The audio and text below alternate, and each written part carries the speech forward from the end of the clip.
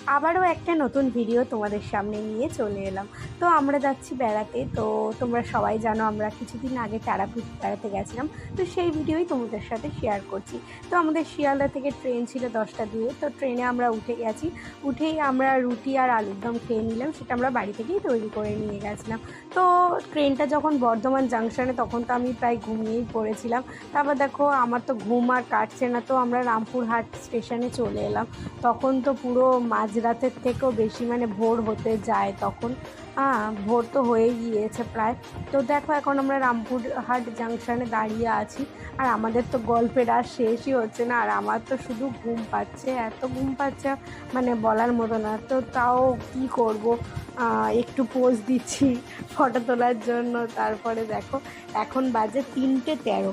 তো আমরা 3টে 13-র সময় ট্রেন থেকে নেমেছিলাম। তো দেখো এখান থেকে আমরা ম্যাজিক ভ্যান চলে এলাম তারাপীঠ মন্দিরের কাছে। তো এখানে আমরা একটা হোটেল নেবো বলে হোটেল খুঁজছিলাম, কোনটা মন্দিরের কাছাকাছি হবে তার জন্য। তো নেক্সট পার্ট